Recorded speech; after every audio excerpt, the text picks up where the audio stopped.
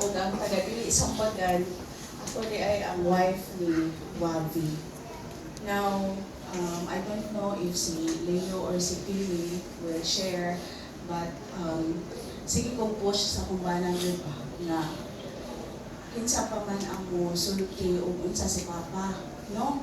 Sa mga tao kay para nako ang nakita sa uban ni Papa is just a facade kanang ang napalabi na mga istorya.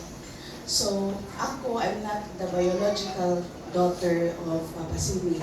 Kung boto na naon ka na natapot lang ko sa ilang pamilya. But, never been ko, I don't know kung si Mama, no? Yun ko'y mahinumduman na nakasabaan, nasawayan ko ni Papa Simi. Unless Nama, si Papa Simi towards us, ang akong mahibawaan, murag spokesperson niya si Mama Disa. Nga, Disa, mga bata, Disa ha, imagine, pila na mong edad, no? Disa, mga bata, Disa. So, as to the qualities of Papa Simi, kung sa inyong naibawaan ni Manang Gia, matinabangon, Kia, matinagdanon, Wabi, kung sa man yung nakita ni Wabi mga kaigsuunan, magkahilakon ko, no? Mauna si Papa Simi na akong nakita.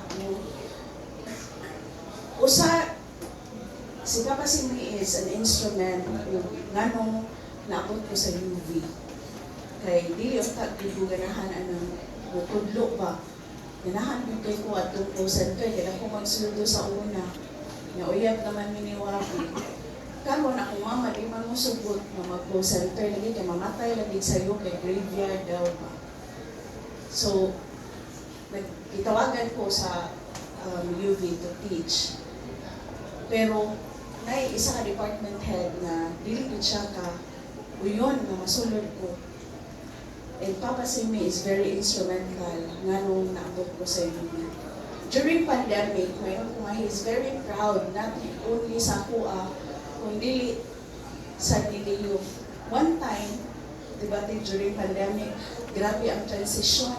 So si Leo is doing a lot of kanang calls. Ako po din him. Then I heard lang kang mama na, Bisa, uyawa sa akong mga in-laws, no? Si Leo, si Piwi, si Ayo. So yun na siya mga kaigsunan na proud kayo sa amo aba of what we become. Usa lang ang ako ang queen na nung duman ni Papa. Manawag na sila, may nga siya, Day, trabaho pa ka? Day, unsa ka oras sa mo lakaw? Si Mama manawag, unsa ka oras sa muli? Masuko siya kay, grabe kayo ko mo, trabaho, mo na siya na. Kabalo mga gulyas anak, nagabian ka. O, one time, si Papa Simi, lamig, ganahan niya mukhaon, no? Balbakuwa, sa Mama? Isa na, baka makaryo, tanan. Pero nabit yun ako si Mama. Ano man, dili siya masugot, na mukhaon siya kadirita nga, dili ako ang magluto. Ana si Mama Disa, si busy kayo na si Ayo.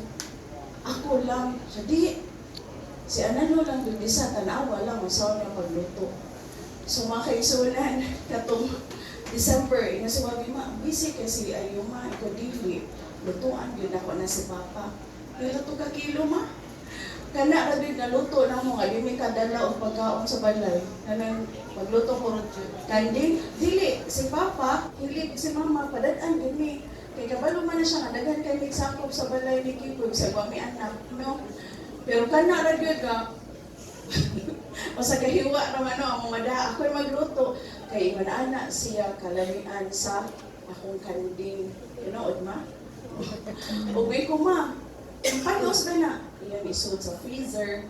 Iyahan ang kuhaon. Kada kaon niya. Ano may madaot na yung tiyan? Dili good. So, we will miss kana manawag siya kay magkaluto sila kung kaldirita. Ganahan po na siya sa among fried rice. Kay we used to go there every morning Sunday man no before, kay gusto mo malungan o kaon yun ni Papa. So kami magluto ni Kipoy. Di man na siya makaon. Yung bawaan si Papa, di mo kaon o tanon. Pero pag naami, kaon na siya cucumber, kaon na siya kanang sadahan, one time, gidana mo siya sa itolyo ka nga sangyok. Yung puti mo, pag pinagpakita ni Papa, no, mapunti yun niyang kaon anang dahon, kanang litos. Mamon, ganahan dyan ko na kay siya.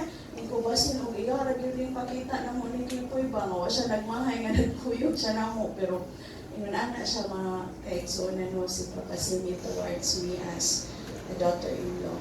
So, among gima ni Wabi, witness pod mo, sakto itong gingon ni Kia nga, every time nga manggawas niya, ang dalon sila ni Mama, dili makomplete ang ilahang time, timili.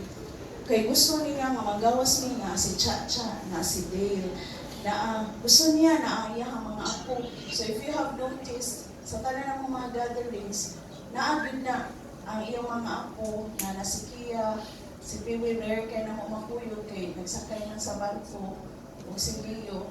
Pero makita po ninyo nga ang ako ang mga pagumangkon doon po na ni Papa. So, ilahang love of showing us kay kabalo ko nga si Papa, mura bag mga doon siya naman ikipoy kay gaghan kami gibuhi. Mutuong kay isang tinagaan man na sila ni Manang, apple, fruits. Kung antong yan na dito sa Sambagan, wala na siya nga. Isa, si Mama magdali-dali din nag-plastic, ikaw ulit na mumura may nag-grocery ni Kipoy. Sobra pa mga tumigay sa ano, kay madami. Pila ka mga plastic, kay mag-uol sila kay daghan kayo ni sa balay pa. So, ingon ana ang ilahang love, labi na ni Papa Simi. So, Papa Simi is so good to us. O ako, isip ka, daughter-in-law, gihimo na mo ni Wabi nga, we want to give the time, dili man siguro sa kanang panahon na gusto siya, or in fact, daghan kayo may plans, pero dito lang siya naputok. No? So, mo na may ito ni Wabi nga, kita mo hilak, kaya we give our best to Papa Simi.